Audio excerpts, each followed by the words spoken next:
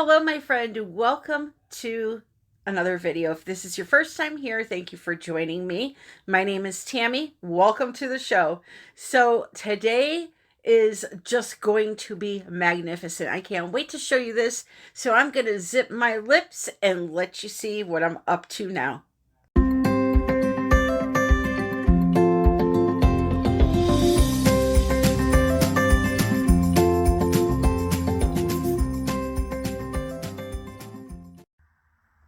Here is my next victim, my friends. Yes, you are seeing right. We are going to acrylic pour on a ceiling fan. So I got this at Home Depot, 44-inch LED Clarkson, Clarkston, as you see. I believe it was approximately, it was either 49 or 59. I'm sorry, I cannot remember.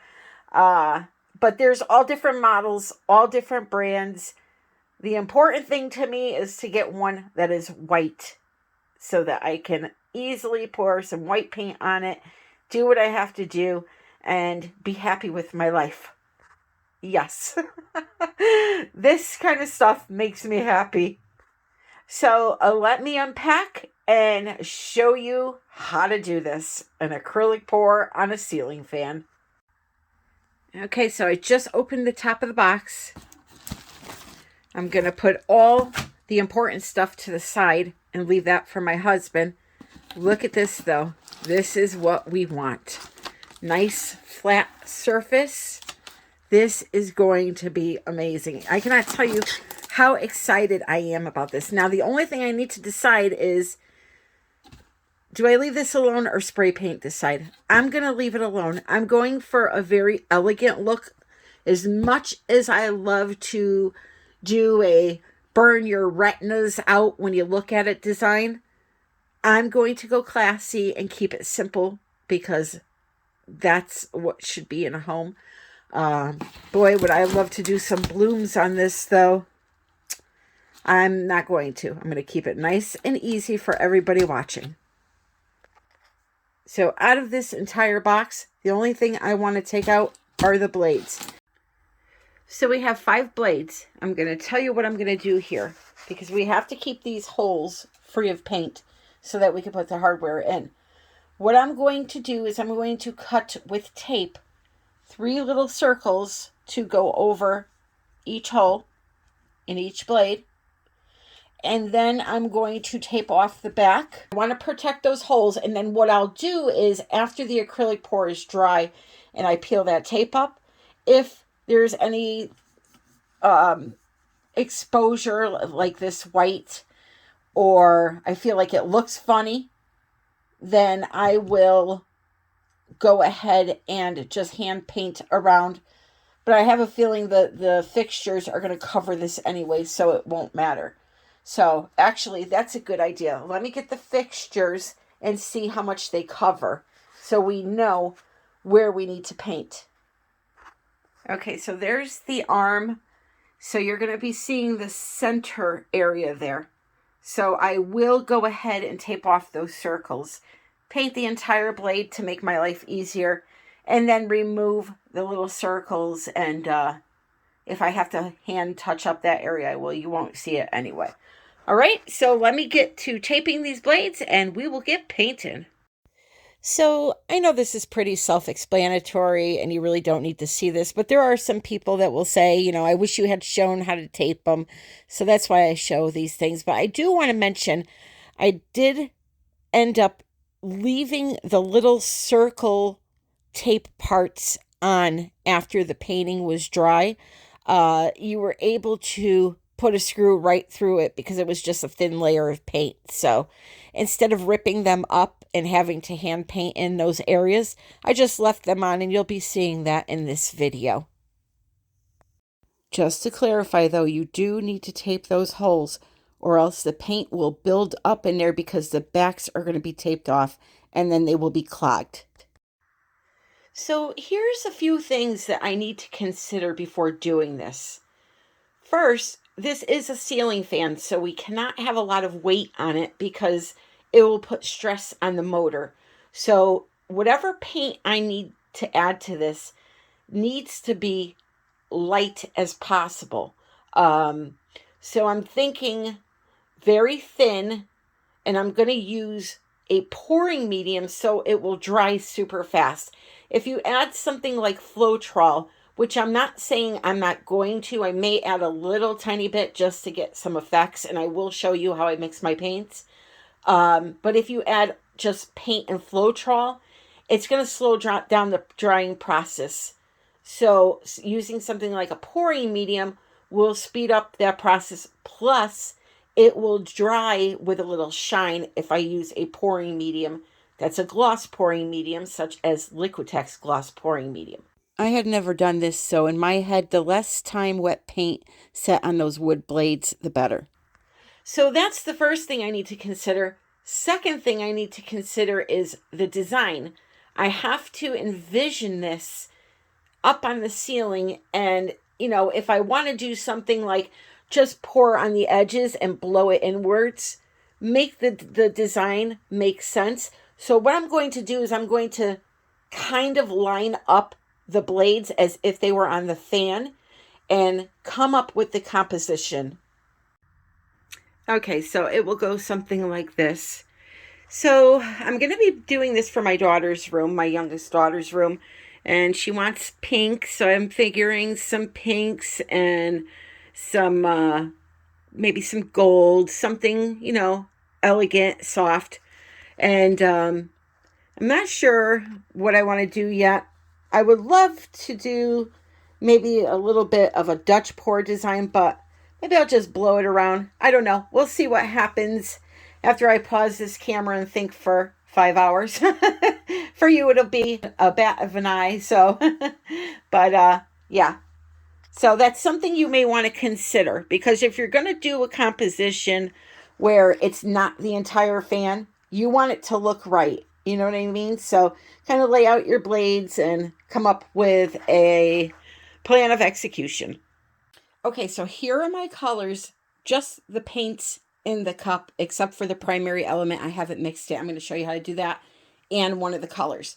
I'll show you the colors and tell you their names after I'm done mixing them, but I just wanted to show you really quick how I'm going to be mixing all of them.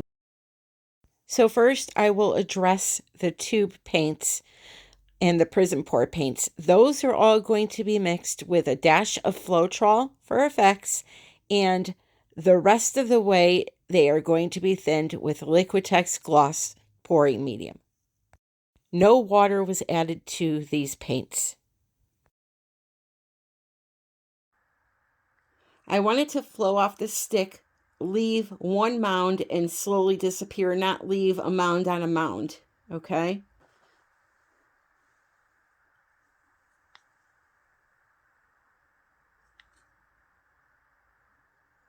So that's what I'm going to be working with.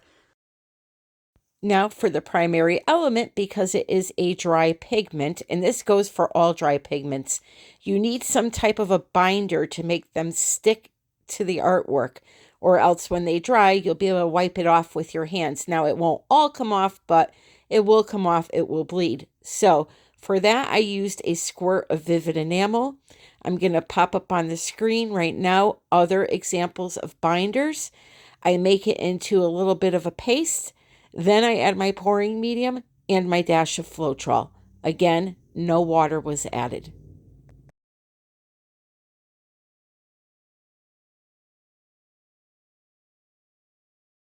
This one is called Pink Grapefruit. Look at that. Stunning.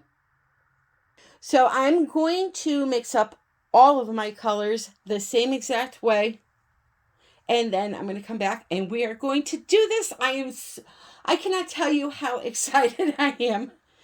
Let's get started. All right, so here are my colors. This is the primary element I mixed up with you. This is magenta, golden. This color here, I made it. It's very interesting. I combined this treasure gold, which is rose gold, with a little bit of this pale pink, and it made this beautiful color. Let me show you this.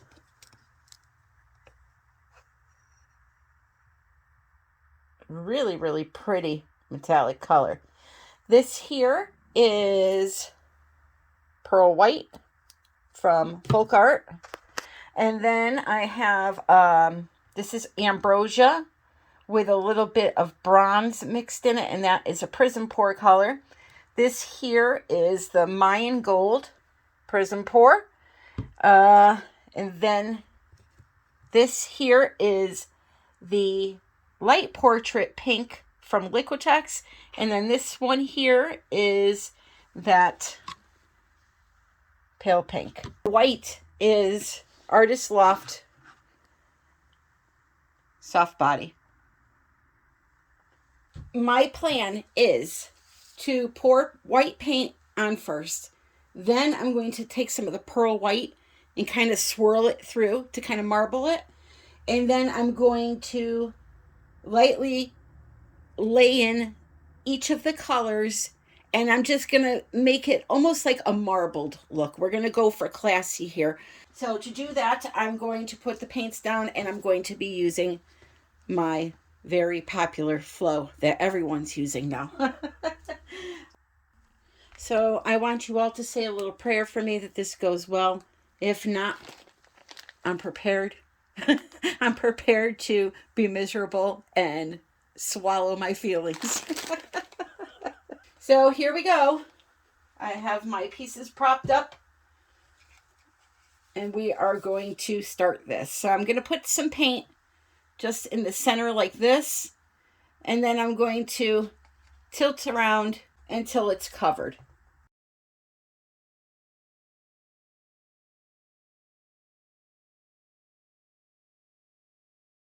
We can also put some paint on the surface and just blow it around to cover.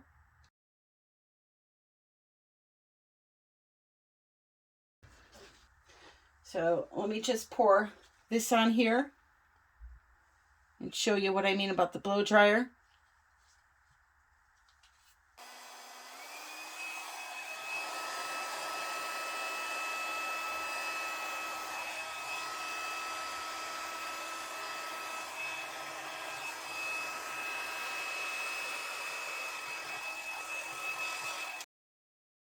Using the blow dryer made it so much easier to spread it around, so I would highly suggest spreading it that way versus trying to tilt it around and taking a bunch of time to, move it.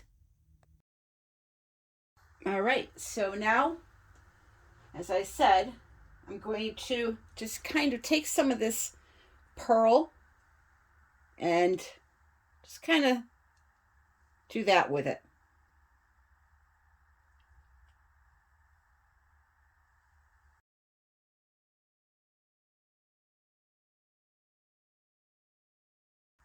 So I'm just going to do that.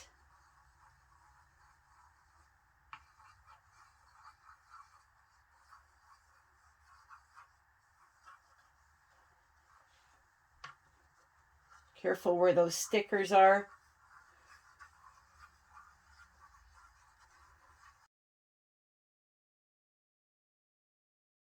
I'm going to just do the same thing with the colors now.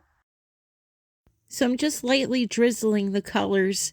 No rhyme or reason, just drizzling them around, and then we're going to blow them out.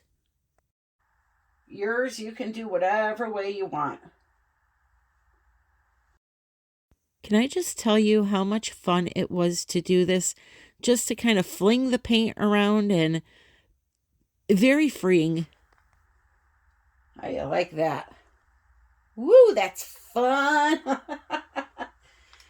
doing a little paint throwing here. Okay, so then we'll do the primary element next. Oh, I like that.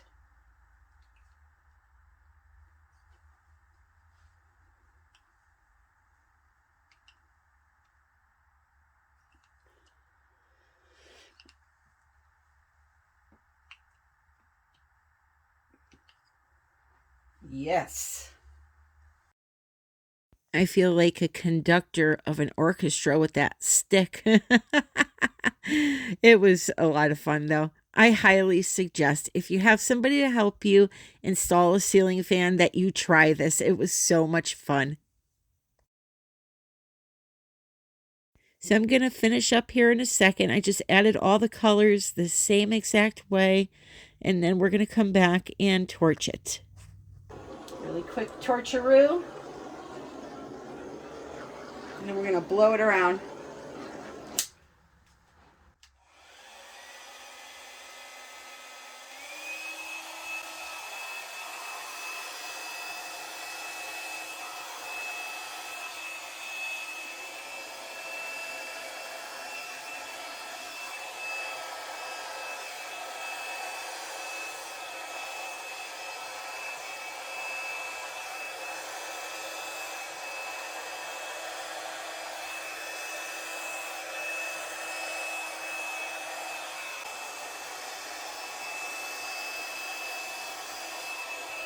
So I know it's hard for you to see the design. You'll be seeing that in a minute. It looks very light, but it is not. It's more important that you watch how I'm blowing the paint, how I have the blow dryer upside down and just blowing it side to side. Wow. At one point here, I actually just went right up the entire blade with the air and just kept blowing straight. That was a easy way to do it too. You're going to see me do that here in a second. But, you know, you do what works for you. I can say, though, when you're doing anything with a blow dryer, holding it upside down works really well. Especially if you're doing a Dutch pour design. I cannot tell you how many people I see pointing that blow dryer straight down into the paint, and all it's doing is churning up the color. Hold it upside down and blow over the surface of the paint, not down into it.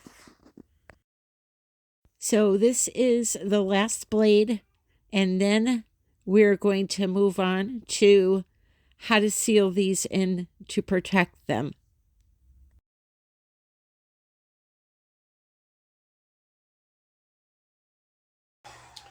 Wow.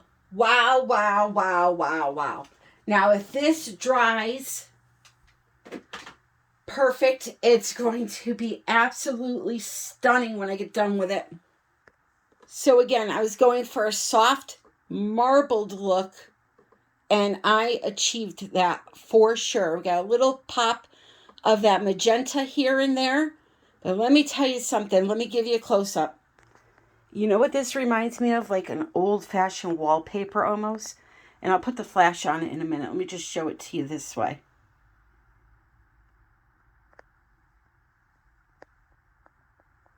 I am loving it.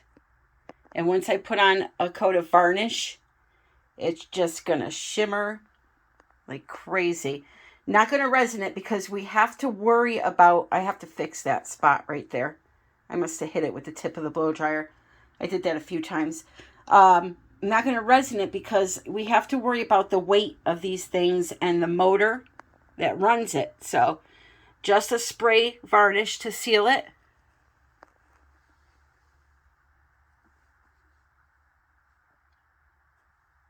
But man, oh man, I'm liking this. Just a soft pink is what she wanted. Let's check out the shimmer of it all. Yeah, this is going to be beautiful, guys. I'm so excited. So we're going to let these dry now. And I'm not going to show you every single panel because they're all going to be the same colors. Here, let's see. I'll skip over to here. Once it dries, I'll be back to show you the final results.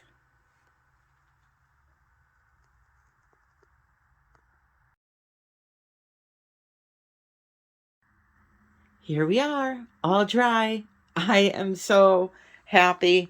They dried beautifully, no issues. So now what I'm going to do is I have to seal them in. I'm going to have to use varnish, a spray varnish. No resin because of the weight. Again, worried about the motor on the actual fan that, if you put it under any unnecessary stress, it can have issues even if you were to paint on a thin layer. So for these, we are going to do spray varnish. And for that, I'm going to use Rust-Oleum Gloss Clear. I like this. Seals it in nice. And you can get that at Home Depot. I have my handy dandy trigger here so my finger doesn't have to crack and grind when I'm trying to press on that little nozzle. I love this little attachment. It makes it like a airbrush. So yeah, 2 coats of this, about an hour in between each for drying. Drying times all depend on the brand that you're using, so just read the directions on the back. So I just want to remind you, those little tape circles I put over the holes to stop paint from clogging them up, I am going to leave them. You see how nice they blend into the painting? Plus, I could just put a little hole down through the center just so the screw has an easier time getting in there, but there was no issue assembling this at all. And with the attachment, the arm attachment, you didn't even see this part. So I kind of just gouged it out a little bit and the screw went through fine. Alrighty, ready, set, go. Here we go. 8 to 12 inches away. Give it a nice spray and call it a day, baby. That's it. I'm going to let it dry. I'll come back in about an hour, do the same thing. And the next thing you're going to be seeing is this fan in the ceiling.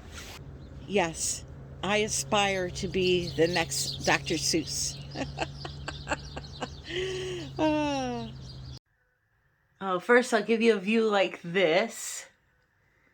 And then I'll flip the camera around so you can see it from the ground up. I love it. I love it. I cannot wait to go on to the next project, which I hope you join me for. We are going to have the most beautiful houses. Oh, I almost fell over backwards. Hey, when you're top heavy, you can't really lean backwards too much. Anyway, we are going to have the most beautiful bedazzled houses here. Not that it's bedazzled, but you get my point. We are going to be the talk of the town, my friends. How unique is that? I love it. Not easy recording from upside down. I love it. I love it. I love it. I love it. And I hope you do too. It looks gorgeous. Now, I was thinking about the lampshades, but the thing is that they get hot. So I don't think acrylic paint would do well on those, but maybe some alcohol inks. I don't know. Let me know what you think about this in the comments below. And I want to thank you so, so very much for joining me. This was so much fun to do, and I look forward to the next home improvement acrylic pour. So thank you for joining me. If you have any questions, leave them in the comments below. Don't forget to check out the description of the video for all the products that I use, that I have discounts to and all of that, and my social media links to follow me there. I'm on TikTok, Instagram, Facebook, Pinterest, all those fun places. I want to tell you that I love you. Thank you again for being here, and happy pouring.